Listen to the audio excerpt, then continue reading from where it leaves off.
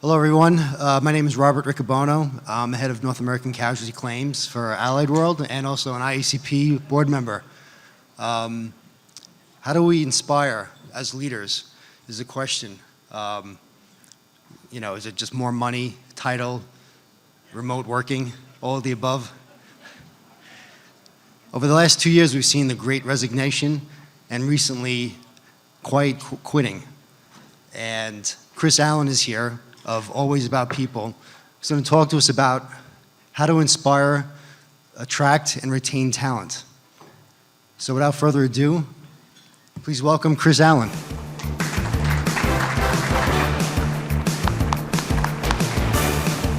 All right. Can you guys hear me okay? All right.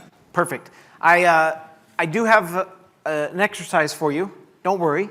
You're not going to have to talk to anybody at your table. I'm not going to make anything uncomfortable. But because the agenda did say this is interactive, I'm going to put you to work. And because it's so cold in here, you need to move.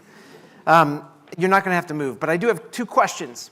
And whether you are going to write down the answer in a phone, a tablet, or a notebook, or you are still a paper pen type person, I actually want you to jot something down because I want to come back to it. The only way that you'll remember it is if you can look at that piece of paper. So here are the 2 questions. The first one is this.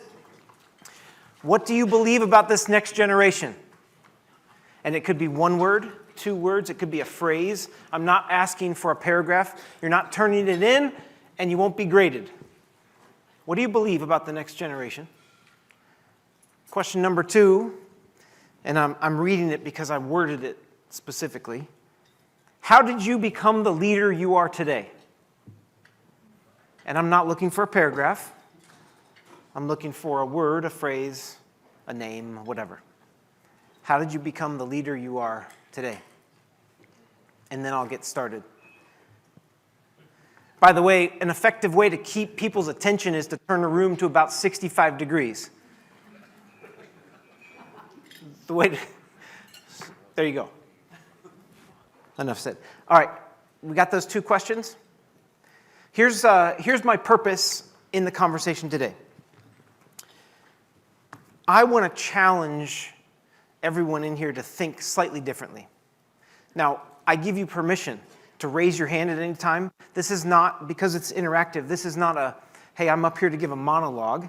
I'd love to engage. If you disagree with something, say it. If we want to engage in a conversation here, this is great. Let's dialogue, because I'm here to see if I can challenge what we believe. So the title is, How Do We Attract and Retain a Generation with Unrealistic Expectations? What is it that these people want? In some ways, we treat them like they're zoo animals. Like the next generation, those people. And so I want to give you a little bit of context first. I want to start with this. Does anybody know what this is? All right, I'll tell you in just a second. I recently learned about this term called quiet quitting, where you're not outright quitting your job, but you're quitting the idea of going above and beyond. You're still performing your duties, but you're no longer subscribing to the hustle culture mentality that work has to be your life.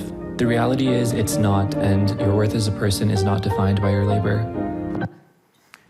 That was a 22-second TikTok video that was published 3 weeks ago that made the term quiet quitting the most popular phenomenon in our culture today. I'm pretty sure he's now an influencer, making hundreds of thousands of dollars on everything else he posts, and all he did was state an idea and a concept. Now, there's actually psychological research that if you can create an alliteration that people can remember, like 2 Qs, you can create something that people will remember. And so the fact that he called it quiet quitting 3 weeks ago, now we've got this incredible phenomenon happening, and we've all forgotten about the Great Resignation, which was the term all of us were talking about over the last 2 years. The issue with that is that 3 weeks ago, a 22-second TikTok video became viral, and yet really the research over 22 years would say something different. Not necessarily that people aren't quitting, but I do need you to realize that this is from the U.S. Bureau of Labor and Statistics. I do understand that we have a global audience. I promise you some of this will relate. But this is no different in, at least in Europe, where you have the quit rate increasing. What I'd like to just show you is, if you go back to 2009, that's when the quit rate, that's hard to say, started turning. And again, it started moving upwards in a trend. And then during COVID, we saw, hey, listen, under fear and anxiety, everybody stay in your jobs, nobody quit. That's the blip. And then everything that we now call the Great Resignation, or now whatever terms you want to use, that was in the rebound when we said everybody's quitting. Then in most recent data through August, we've actually seen that trend come down. And the point that I want to make is that's the line. In the workplace today, what we've seen recently is really no different than we've seen since 2009. I think it begs a better question of, like, what's really going on in the workplace? And so we can sit here, and this is where I get into the challenging part. We can sit here and we can say, this is a new phenomenon. It's because of these zoo animals. There's something we need to change. Or we can say, no, there's something systemic in the workplace that we need to actually address. Are we willing to? And so here's some other data. Again, going back 10 years, 2011, the Gallup organization said 12% of employees strongly agree that they have substantially higher overall well-being because of their employer. In other words, 88% would say, I'm worse off because of you. You can laugh. The state of the American workplace, a third not engaged, 51%, by the way, 5 years ago, 51% of employees are actively looking for a new job. So during the Great Resignation, everyone was telling us in the media, hey, sound the alarms. 50% of people are looking for jobs elsewhere. 5 years ago, they were saying this. 2018 Culture Report, 21% of employees say their organizations consider people a priority. 56% feel a sense of belonging and inclusion. 40% say their organizations foster happiness, both in and outside of work. U.S. employment engagement as of September 2022, they found that 32% of employees are engaged. 18% are what they refer to now as actively disengaged.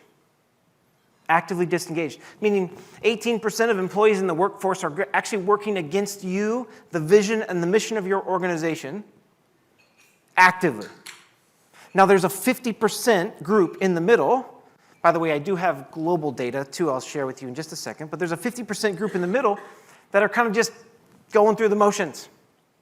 It's just a job. It's the lowest ratio that we've seen in a decade. Now, globally, the engagement rate is 21% and 19% actively disengaged. So globally, we have an even lower engagement rate across the workforce. But here's the chart. This is measured by the Gallup organization, who does a survey called the Q12. It's 12 questions about engagement, and the way that they break it down is that these questions are things like, do you have what you need to do your job? Has somebody spoken with you about your success or your productivity within the last week or so? There's 12 questions like this, and they measure engagement. They've measured it back to 2000. And the point I want to make is that we're watching 22-second TikTok videos on quiet quitting, when in reality, the active disengagement is lower than 2007, 2008. So my point in sharing this with you is that this is nothing that new, and it's not due to these zoo animals that we call the next generation. There may be something else going on in the workplace. Here's some current information. Oh, let me go back. When you look at data, this is the Work Trend Index. They measure data from 31,000 people through Microsoft and through LinkedIn, and this was data from early 21, but this is the state of our workforce. I would say that we've got anxiety in the culture of at least this country, Europe, globally there's an anxiety that's actually creeping into the workplace, and less than it being just about a generation, there may be something going on culturally. Nearly 1 in 5 global survey respondents said their employer doesn't care about their work-life balance. 54% feel overworked, 39% feel exhausted. 37% of the global workforce says their companies are asking too much of them at a time like this. 49% of respondents said that mental health over the past year had a major effect on productivity. And then this is some of my favorite data, straight from Teams. I don't know how many of the organizations out here use Teams, but they looked at all the data within Teams and they said the average Teams meeting is 10 minutes longer. The average Teams user is sending 45% more chats per week and 42% more chats per person after hours. 62% of Teams calls and meetings are unscheduled or conducted ad hoc. 50% of people respond to Teams chats within 5 minutes or less. We have created a culture of professional notification responders.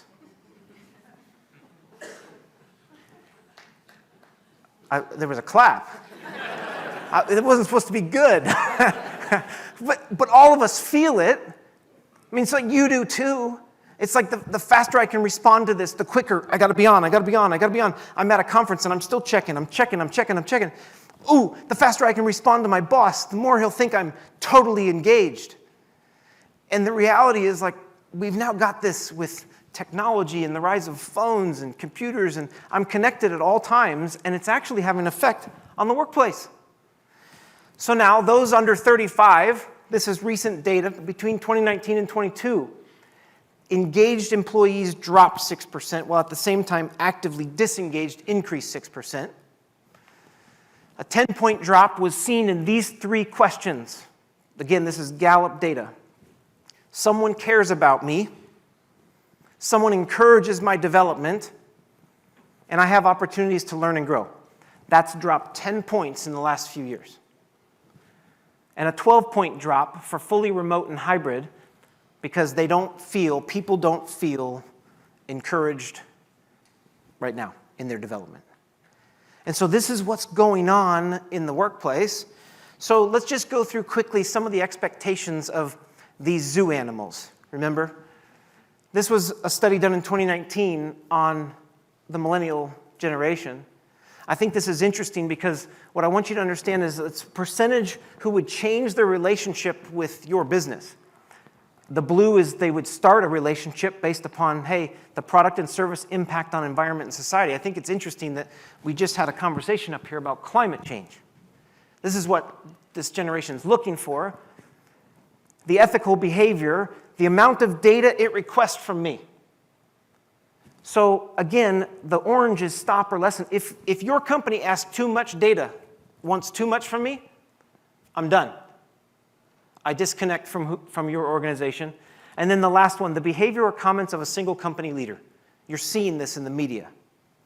An individual makes a comment, a political comment, a connection, or whatever, and all of a sudden there's this uprising of starting and stopping relationships with organizations.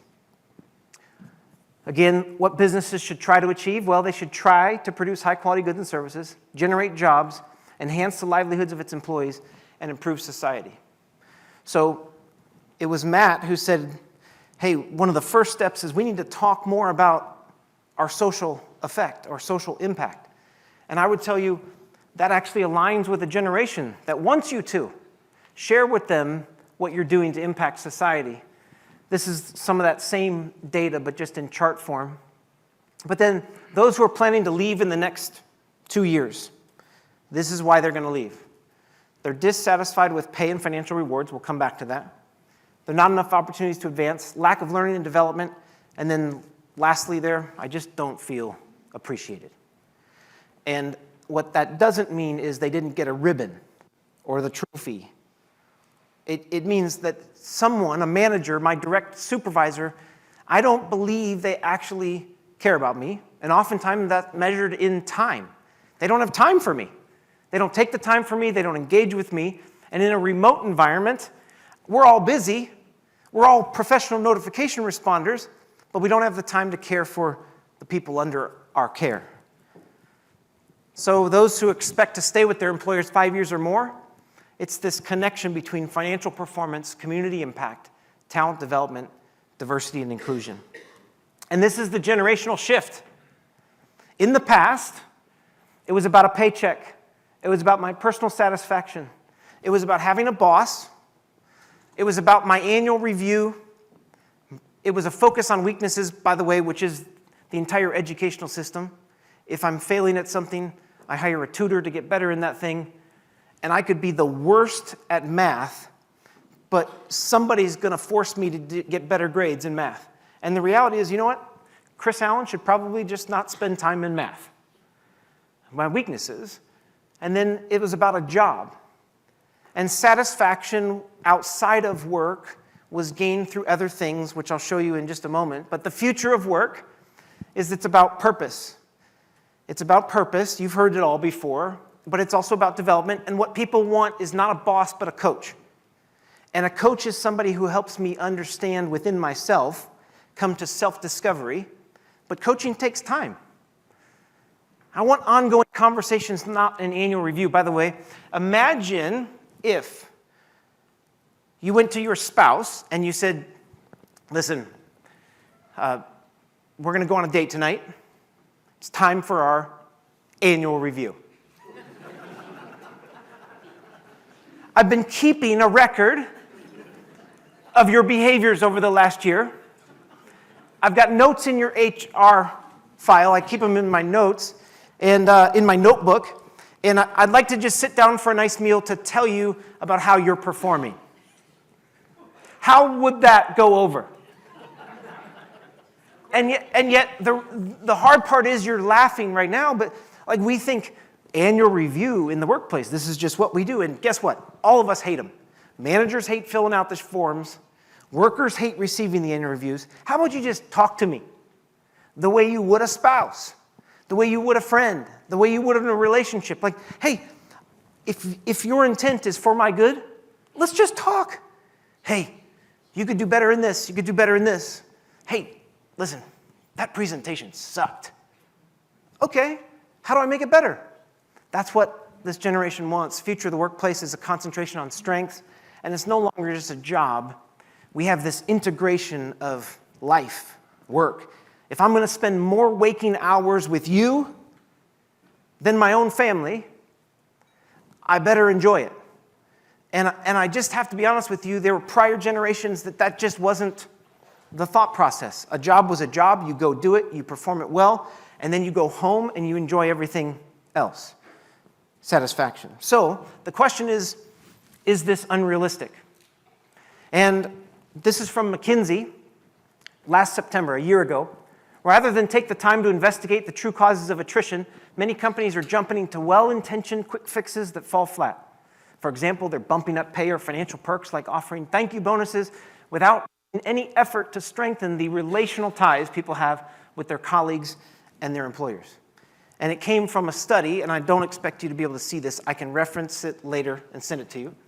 But what was most important in the data was that employees want to be valued by their organization, valued by their direct manager, and feeling a sense of belonging. What's somewhat important? Potential for advancement, flexibility, having caring and trusting teammates. And so, again, yes, I'm the guy up here during this interactive session saying, all right, how do we help people feel more valued? And it's not necessarily by just increasing their pay.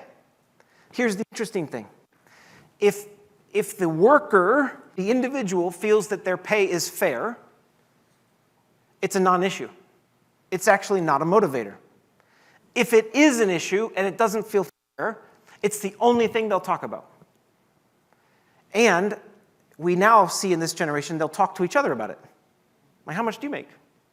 Oh, I make this. What? And so again, I think what we have to do as leaders is figure out, okay, how do we help people feel valued in the midst of it? The pandemic, uncovered gaps as many organizations appear to be out of touch with the drivers of satisfaction for their people. Gone are the days when employers can placate disgruntled employees with a higher paycheck. People want to experience a sense of belonging, a connection to the work that they're doing, and a higher purpose. And so the truth is that why we do anything determines how well we do it. This is nothing more than Psychology 101 class. I'm taking you back to college. We're going to talk extrinsic, intrinsic motives for just a second. Because what I believe is happening in the workplace is that for years since the Industrial Revolution, we've been motivating people with extrinsic motivation, and now all of a sudden a generation saying, that's not it. and we need to react as a workplace. So just a couple thoughts on this. As you go further out, obviously the work itself would be intrinsic. You're moving out towards external forces. That's extrinsic. I'm just going to put it in a couple different terms. The first motive is play. Now, I know what went through some of your minds. You were thinking that I'm about to tell you need ping pong tables, pool tables, and beanbag chairs in your office. That is not the definition of play. Here's the best way to get to this definition. There are a number of you that are going to go play golf today, this afternoon. I'd like to ask you, is someone paying you to go play golf? Are you about to win an $8 million pool prize winnings? No. No? Oh, by the way, this is interactive, so, and you're, this is an interactive session. No, nobody's going to pay you for your golf game. If I was playing, they'd ask me to pay. But again, we do hobbies. We have things in our life that we do. We spend a lot of money doing because we love doing them. Many of you got into this industry because somebody told you, hey, you're really good at this thing, and this thing could be really helpful here, and there was an application, and so you enjoyed the work. The problem is, over time, we lose a little bit of that enjoyment of the work itself. The next one is purpose. It's the secondary impact. In many ways, it's the transcendent purpose of why you're doing what you're doing. So when I think about this in the industry that's represented here, I go, it's possible that you've got some young zoo animals that don't even know why they're doing what they're doing and don't see an actual purpose in insurance, in law, in anything that they're doing. They just see it as a job to get a paycheck. And so how can we connect people back to a transcendent purpose in what we're doing? And again, what's the impact that we're having on the environment?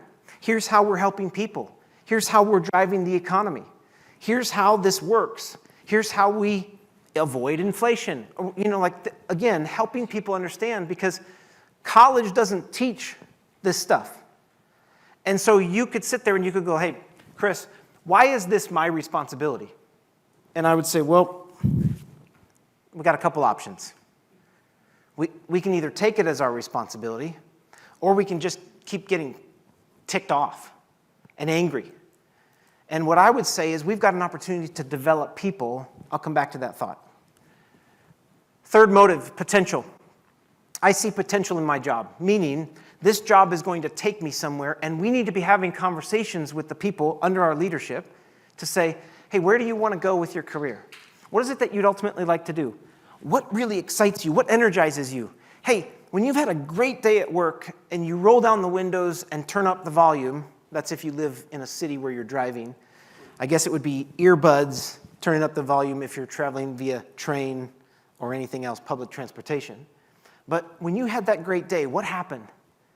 And the flip, when you had a miserable day and you're like, I never want a day like that again, what happened during that day? And as managers and leaders, we should be aware of what that looks like. I mean, I'm trying to do it with my kids, my own kids. I want to know what their strengths are and their weaknesses, what drives them, where do they find play, purpose, and potential. And these are what are referred to as the direct motives, because they're related to the work itself. Indirect motives, this is where we go extrinsic. The first one is emotional pressure. Why are you doing what you're doing? Well, listen, if I don't do this, my boss said I would lose my job. If I don't do this and I don't bring home a paycheck, so-and-so will be mad at me. Those are emotional pressures. FOMO, fear of missing out, is also an emotional pressure. And so these emotional pressures guide us into doing things. The next one is economic pressure. It's not just money, but it's the reward for doing something or avoiding the penalty for not. So I've got an 11-year-old son, and I'm like, hey, can you go mow the front yard? And he's like, no. You know what? We're going to make a deal. Mow the front lawn or else. That's emotional pressure. Okay, here's the other example. Mow the front lawn and I'll pay you $10. It actually goes more like this. Well, I'm not doing it for 20 unless you pay me 20. Okay, fine. Mow it for 20. That's economic pressure. The flip of that would be, listen, if you don't go mow the front lawn right now, you will be grounded, lose everything for the next 20 years of your life. Okay? That's economic pressure. And the last one is inertia. Here's the definition of inertia. If I ask you why you're doing what you're doing, and you look at me with a blank stare, and you go, I have absolutely no idea why I'm doing what I'm doing. Which, honestly, I live in Charlotte, North Carolina, the land of big banks. And when you talk to a big banker, and you'll say, listen, why are you doing what you're doing? I mean, it's got to be great working for a big bank. And they're like, you know what? It's actually, and this is, I'm not referring to any specific bank, just so you know. No, I actually don't really love my job anymore. Well, then why are you doing it? Well, listen, I've got 4 years, 5 months, 3 days, and 2 hours until retirement, and they're paying me too much. And so I'm going to stay here and keep sticking with it. That's inertia. And these are the motives that drive us as people. By the way, all of these motives have been correlated to marital happiness, relational happiness, student achievement. I mean, we can look at this across numerous different groups. But the reality is, 44% of employees strongly agree that they can see a connection between their role and the greater purpose of the organization. Meaning, 56% are going, you know what? I'm not really sure how my role factors into this. And so I'm not talking about these major shifts in the workplace. I'm talking, how can we as leaders just attach people to a greater purpose of their work?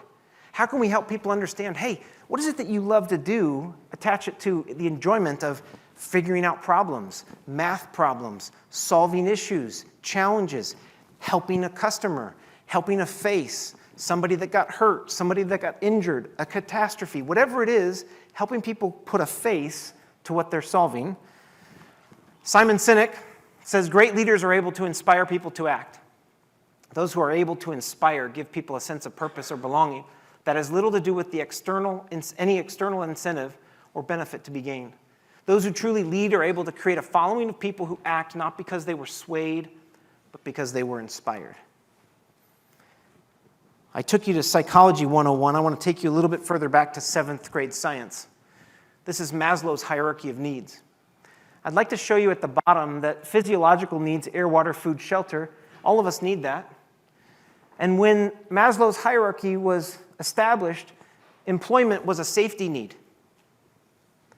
So it met the first 2 levels of human need. But the next one is to be loved and to belong to something.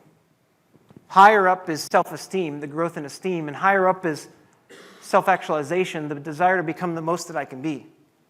And what I would like to propose to you today is that I think what we're seeing in the workplace is an entire generation that has said, you know what, there was a time when employment was just levels 1 and 2 that met the needs. But in past generations, some of those other needs were met in other places in society. So think about the degradation of some of the societal structures, like family, marriage, religious affiliation, community involvement, getting together with people. Like we've even lost connection. And so I believe that we have a generation of people who are saying, you know what? I want these needs to be met, even in the workplace. I want to feel like I'm belonging to something. I want to feel like I'm growing in self-esteem, and I really want to become the best that I can be. So how do we do this? Well, I believe it's through leadership. This is data from the American Manager, but managers matter. 70%, managers account for at least 70% of variance in employee engagement scores, meaning that depending on my relationship with my manager, I will either be engaged or disengaged.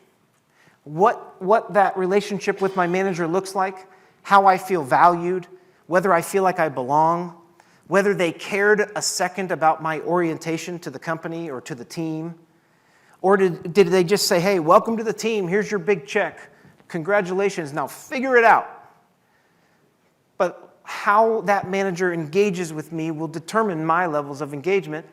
And then 50%, 1 in 2 people leave their job to get away from their manager to improve their life. But here's the funny part, a third of our managers are engaged. So you're not even engaged. But what we like to do is we like to make these big brush strokes and blame things on people. But yet, man, all of us wish that we could have a job of greater purpose, a coach, that not just a boss, that we would have ongoing conversations in our career, not just an annual review.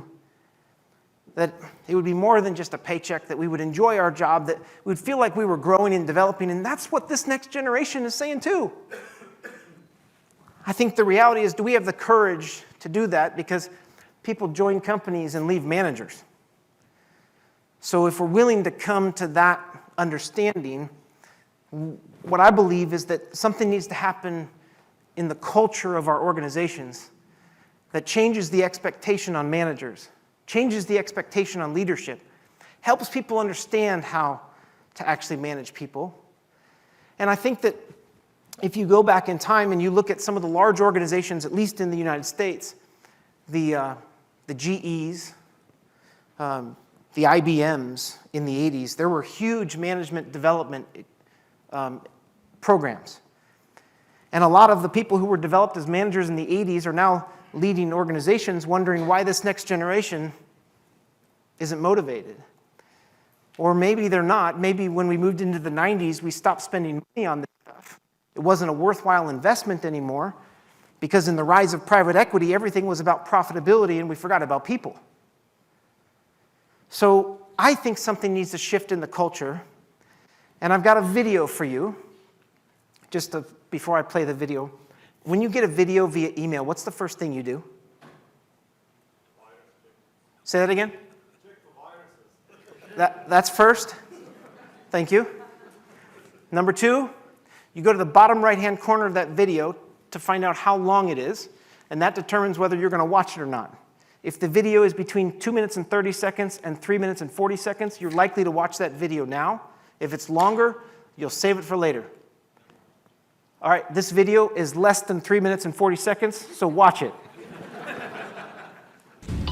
To answer that question, we set up a hidden camera experiment to see if this woman would stand up at the sound of this tone, simply because everyone else is. You might be thinking you'd never go along with this. Or would you?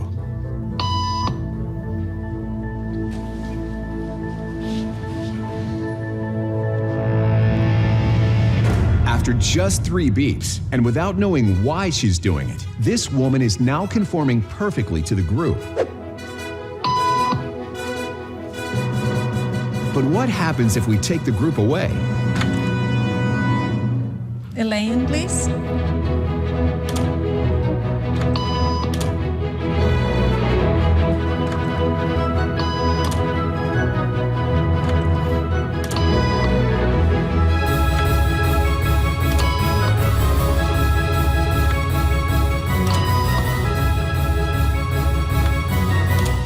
Okay, now she's alone. The crowd is gone and nobody is watching her except our hidden cameras. What do you think she'll do?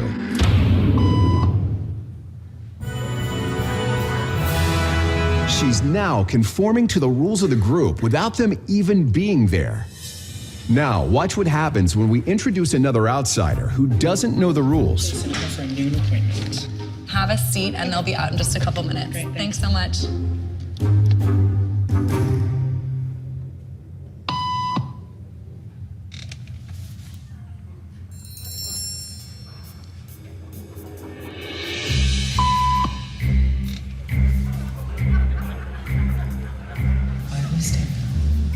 Everybody was doing it, so I thought I was supposed to. Think she'll teach the new guy what to do?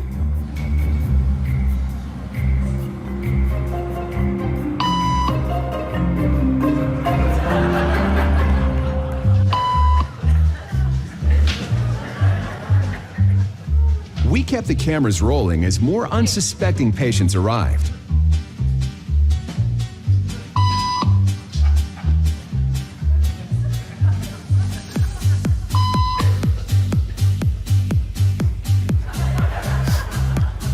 And slowly but surely, what began as a random rule for this woman has now become the social norm for everyone in this waiting room. Here to explain what's going on in their brains is Jonah Berger of the University of Pennsylvania. This sort of internalized form of herd behavior is part of what we call social learning. Starting at a very early age, when we see members of our group perform a task, our brains literally reward us for following in their footsteps. When I saw everybody stand up, I felt like I needed to join them. Otherwise, I'm like excluded. Once I decided to go with it, then I felt much more comfortable. Conformity is how we become socialized, but it can also cause us to develop bad habits or repeat past wrongs. And it's why even this rebel, who wasn't standing for any of this nonsense, eventually joined the ranks. And the only thing more shocking than seeing how easily conformity affects the way you act is that similar forces are subconsciously shaping the way you think right now. All right. So how many of you were thinking, there is no way I would have ever stood up in that waiting room? Be honest. Thank you. Okay. Where's Kathy? Why did you send so many emails about the dress code? Well, because I was afraid that people would just not pay attention. And they would be nervous and want to come here to suit and tie. Okay. So why would anyone ever get nervous about wearing the right thing to a meeting? You don't know that. I don't know Kathy. I don't know Kathy. But my point that I'm trying to make is this. The number one question most of us ask in going into a new environment, whatever that is will I fit in? This is not something that happens to just our teenagers or middle school kids. We're all insecure. And so we're all asking the question, like, what's the dress code? Because I don't want to be overdressed. And I definitely don't want to be too underdressed. And so there's a middle here. And what Kathy did in watching all these emails come out, hey, just a reminder again, it's business casual. And hey, we're meeting in 1 minute at 6 p.m. last night. Just a reminder, wear whatever you want. You know, like, and it was just a reminder of saying, hey, this is the culture that we're going to create. In order for you to feel like you can fit in and you belong, here's an expectation. Here's a quick definition of culture. It's the patterns of behavior and values. By the way, this is the long definition. I can tell you the short one is just the way we do things around here. But patterns of behavior and values encouraged and or discouraged, my favorite word is tolerated, by people, processes, and systems over time. Here's why this is important.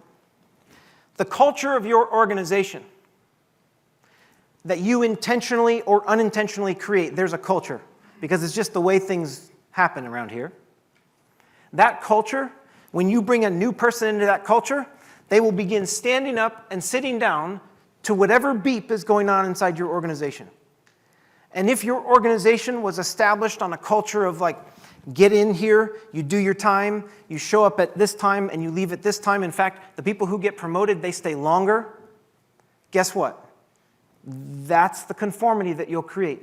And at some point in time, somebody will wake up and go, I don't think I want to be a part of this social norm anymore. It's not worth it to me. And yet, what I would say is we've seen in previous generations, they're kind of like, well, this is a good job. I'm going to stick with it. And I'm going to go home and I'm going to spend the money that I made here on the things that I enjoy, purpose and everything else. And we now have a generation saying, if I'm going to spend this much time here, I want to get this thing connected. And so my challenge to you as leaders would be, what is the culture that you want to intentionally create? Because if social conformity is real, everyone will start sitting up and standing based on the culture that you create. So here are a few thoughts. To my friends from across the pond, do you know who this is? Roger Bannister. What is Roger Bannister known for? He was the first person who ran a sub 4-minute mile in 1954. We know some history here. Prior to 1954, doctors said it was impossible. Doctors said that your heart could not pump blood that fast and that you would not have the oxygen to complete that. They literally said things in the history like your heart will explode, your lungs will explode. Roger Bannister believed something different. So we give all of our credit to the Brits in the room. No, but here's the thought. If we believe something, it will change our behavior. Okay, so let me ask you a couple things. Remember that question that I asked you to write down at the beginning? What do you believe about the next generation? If you believe that the next generation will cause your heart to explode and your lungs to explode and the whole industry is going to crap, well, guess what? That's what we're going to get. But if you believe that running a sub 4-minute mile is actually possible and that we could change this thing, guess what? I can show you scientifically that we can get a different result. So here's what's so fascinating. I was taking notes back there because Bob said, he showed that slide of the misery index. Do you remember that one? 1974 to 1983. What I found fascinating, and it's more U.S. history, but what happened to our country after 1983? Things improved.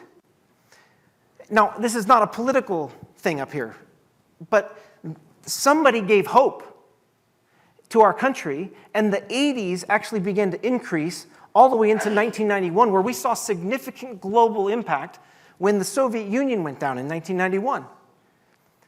And so we come out of the miserable or misery index, like what did he call it? Misery decade. We come out of the misery decade and we improve. What I would just like to ask you is, like, could you believe just for a second that we could actually improve this? And it's on us as leaders. Because if social conformity is real, they're going to watch us. And what we believe will impact what we say, will impact what we do. And if we believe that everyone's quitting, everyone's resigning, this is a lazy generation that can't do anything. Nobody wants to work anymore. Guess what? You know what? We'll promote a culture where that stuff just continues to be promoted. One quick last little study here. Anyone ever heard of this term, the Pygmalion effect? 1968, Doctors Rosenthal and Jacobson did a study with first grade students. And they gave these first grade students an IQ test, and they divided the two groups of first grade students into higher scores, lower scores. And they told the two teachers, here's the classroom of higher scoring students, here's the classroom of lower scoring students. And they taught these kids through the school year, and it came to the end of the school year, and they gave the IQ test again. And the IQ test scores showed that the classroom that scored higher at the beginning scored higher at the end, and the classroom that scored lower at the beginning scored lower at the end. Here was the problem, or the challenge, or the thing we don't often talk about with the experiment. When the students were given the IQ test at the beginning of the year, they did not divide the classrooms by scores. They were randomized. What they did was they told the teachers, here's who will score higher, or here are the students who scored higher, here are the scores of the students who scored lower. And the teachers taught to that expectation.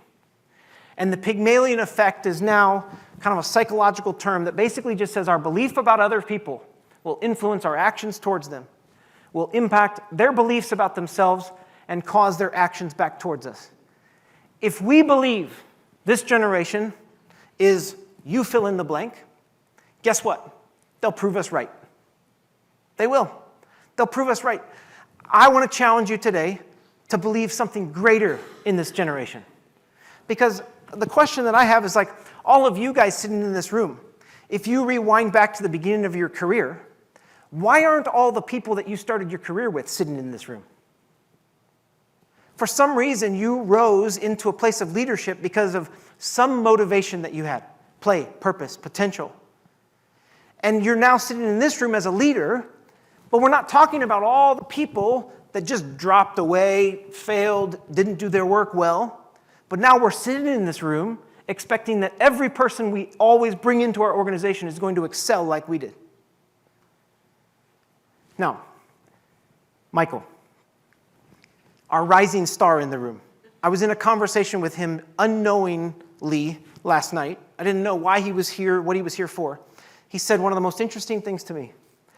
He said, I'm here because I won an award for doing my job. And I thought that was so funny. But see, here's the thing. He's a part of this generation that are all lazy, don't do their job, don't want to work, and yet, guess what? He's excelling in this role. He's going above and beyond, and he thinks, I'm just doing my job. And so I want to point out to you that we can actually believe for something greater, and here's the next point that I want to leave you with, is that these are people. This is Frederick Winslow Taylor.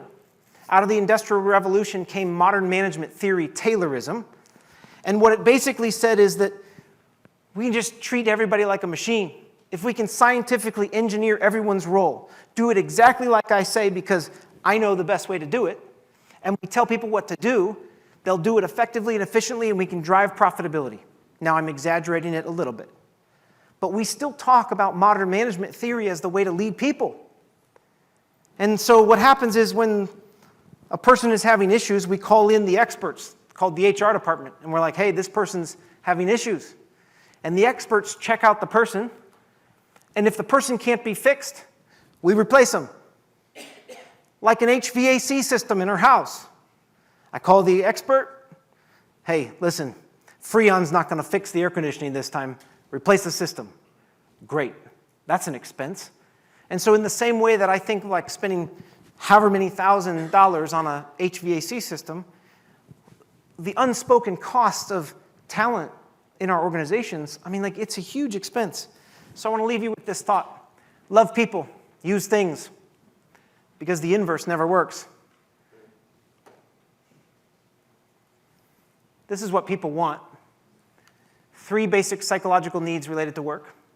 People want a sense of competence. We all want to feel like we're doing a good job. I want some level of autonomy in how I do my work. If you just tell me what to do and how to do it all day long and you want me to do it your way, I feel no purpose in that. In some ways, I think that's why it's led to the flexibility conversation. And then I want positive and meaningful relationships in the work that I do. And so here's how motivation and commitment work in the workplace today. And then we'll stop. There was a time when continuance commitment actually kept people in the organization, which is monetary benefit. Just pay them a little bit more. Give them a bonus. Oh, they're thinking about leaving? Pay them a little bit more. Interestingly enough, during COVID, we had to hire talent, probably pay them more. And so now we've got this discrepancy in our workplace between employees who've been around doing the best work and new employees who came and they're getting paid more. How do we solve that? The second is normative commitment. There used to be a time when people actually wouldn't stay for 6 months because it would look poorly on their resume. Nobody cares anymore. It's like, I don't care what your resume says. Can you work? But the third one, effective commitment, is the only way to keep people committed to our workplaces. And that's connecting them to a transcendent purpose, connecting them to the work, connecting them to a team, to a culture, to a purpose. And that is what's ultimately going to keep people in the organization.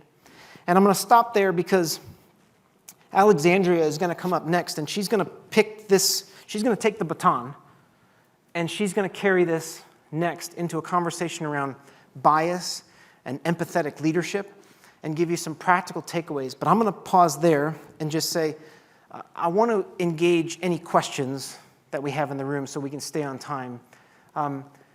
If you disagree with me, if you have thoughts, someone from a prior generation, talk about what you believe. If I go back to the first 2 questions that I ask you, what do you believe about the next generation? Could you believe something differently? Would that impact your behavior? And the second question that I ask you is, how did you become the leader you are today? Most of you wrote down a name of somebody who took the time to invest in you. I'd ask the same thing of you. The challenge is, will you create a culture around you of taking the time to invest and develop this next generation? They'll feel valued. They'll feel valued by the organization. They'll feel a sense of belonging. And according to McKinsey, that is what's most important to the next generation. Questions, comments, thoughts? So, Chris, I'm a defense lawyer in New Orleans, and what I'm seeing, not only in New Orleans, but across the country in the legal field, is sort of, I thought what I was seeing was the opposite of what you just described. So, from my perspective, what I see are people who, the traditional model is become a lawyer, become excellent at it, become better at it, still, develop clients, become a partner, and that's success. Now, younger lawyers are skipping around like you described, constantly, chasing another $10,000. The only thing they care about, it seems, is the immediate paycheck. These ideas of finding meaning in the workplace and self-development and professional development and so forth, that seems to be part of their personal life, and they don't want it to be part of the job. So I'm not refuting that. Yeah. There's validity. However, this is what I would say. I think this next generation is looking at you and going, I don't want what he's got. And I think this next generation is looking at some of you and saying, that's what you have to do to get there? For what? To make a little bit more? And if the purpose is stripped out of it, if the why is stripped out of it, then it just becomes about like, how much can I make? And so that would be an idea back to you. And so the culture that we're sitting down and standing up to is one in which people are like, I'm not doing that. You know what? I'm just going to go make as much as I can for my family and just bounce. So what I would the challenge would be, how could we rethink a law firm? How could we help people understand the purpose? I mean, I had the TV on this morning and I'm watching England, Great Britain, celebrate this queen, thinking there's something really cool in the culture here. We took a moment of silence. I mean, like, maybe I'm the only one in the room, but I'm an American kind of going like, I know she loved people well, but what's so great about the queen? And I'm not trying to create a fight up here. I'm saying I don't understand. I think sometimes as leaders, we need to say, I don't understand either. Help me understand. Sorry. Yes. Just yell. Oh, sorry. Yeah, just a comment from me in this sort of post-COVID world when people want to work more at home. I think effective mentoring and leadership is so much easier if people are actually physically proximate to each other. I think from my perspective, it's almost impossible to be a better leader and a better mentor if you're on the end of a Zoom call. And I think that's part of the dichotomy we've got here, which is to be a better leader and manager, you need people in the office, and people are a bit more reticent about that these days. So I agree with you. And what I would just say to you is that I think what we're hearing from the data is I want flexibility, not remote. And so flexibility gives me autonomy in my job, which is what people are looking for. And so you're right, leadership, development, and all that is more difficult. What if I had a conversation with somebody and I said, hey, I believe in you. I believe you could be great. Here's what it's going to take. I'm going to need more time with you. You're going to need more time side by side with me in the office for your career to develop. I'm willing to put in the time because I believe in you, but here's what it's going to look like. And so I think those conversations, again, are really important. I agree with you. It's more effective side by side.